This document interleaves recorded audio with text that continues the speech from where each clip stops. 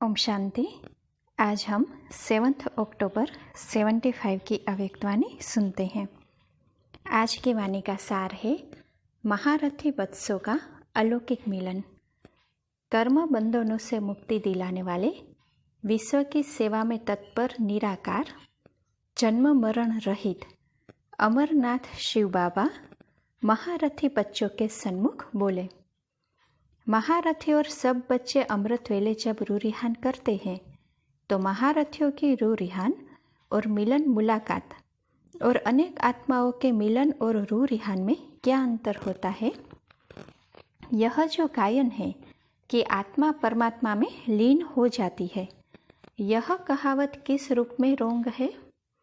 क्योंकि एक शब्द बीच से निकाल दिया है। सिर्फ लीन शब्द नहीं है, लेकिन लव लीन। एक शब्द है लीन, एक लव में लीन। जो कोई अति स्नेह से मिलते हैं तो उस समय स्नेह के मिलन के शब्द क्या निकलते हैं? यह तो जैसे कि एक दूसरे में समा गए हैं या दोनों मिलकर एक हो गए हैं। ऐसे ऐसे स्नेह के शब्दों को उन्होंने इस रूप से ले लिया है। यह जो गायन है कि वे एक दूसरे में समाकर एक हो गए हैं, यह है जैसे कि महारथियों का मिलन। बाप में समा गए अर्थात बाप का स्वरूप हो गए। ऐसा पावरफुल अनुभव महारथियों को ज़्यादा होगा।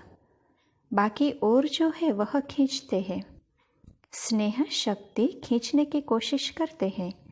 युद्ध करते करते समय समाप्त कर देंगे, लेकिन महारथी बैठे और समाये। उनका लव इतना पावरफुल है जो बाप को स्वयं में समा देते हैं। बाप और बच्चा समान स्वरूप की स्टेज पर होंगे।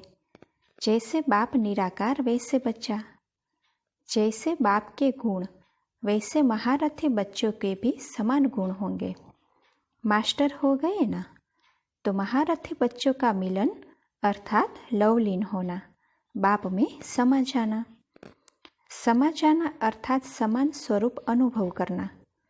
उस समय बाप और महारथी बच्चों के स्वरूप और गुणों में अंतर नहीं अनुभव करेंगे। साकार होते हुए भी निराकार स्वरूप के लव में खोए हुए होते हैं, तो स्वरूप भी बाप समान हो गया। अर्थात अपना निराकारी स्वरूप प्रैक्टिकल स्मृति में रहता है। जब स्वरूप बाप समान है तो गुण भी बाप समान। इसीलिए महारथियों का मिलना अर्थात बाप में समा जाना। जैसे नदी सागर में समा कर सागर स्वरूप हो जाती है, अर्थात सर्व बाप के गुण स्वयं में अनुभव होते हैं। जो ब्रह्मा का अनुभव साकार में था वह महारथियों का होगा। ऐसा अनुभव होता है। यह है सागर में समा जाना अर्थात स्वयं के संपूर्ण स्टेज का अनुभव करना। यह अनुभव अब ज़्यादा होना चाहिए। हर संकल्प से वरदानी, नज़र से वरदानी, नज़र से निहाल करने वाले बाप दादा हर बच्चे की समीपता को देखते हैं। समीप अर्थात समा जाना। अमृत वेले का टाइम है विशेष, ऐसा पावरफुल अनुभव करने का।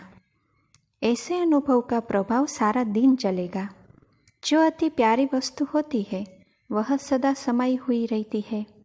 यह है महारथियों का मिलन अमृत वेले का। बाप दादा भी चेक करते हैं कौन कौन कितना समीप है। जैसे मंदिर का पर्दा खुलता है दर्शन करने के लिए, वैसे अमृत वेले की सीन भी होती है पहले मिलन मनाने की। हर बच्चा अमृत वेले का मिलन मनाने के लिए फर्स्ट नंबर मिलन मनाने की दौड़ लगाने में तत्पर होता है। बाप चकमक है ना, तो ऑटोमेटिकली जो स्वयं स्वच्छ होते हैं वह समीप आते हैं। बाहर की रीति से चाहे कोई कितना भी प्रयत्न करे, लेकिन चकमक की तरफ समाने वाली स्वच्छ आत्माएं ही होती है। वह दृश्य बड़ा मजे का होता है। साक्षी होकर दृश्य देखने में बड़ा मजा आता है। बच्चों को संकल्प उठता है कि बाप वतन में क्या करते रहते हैं।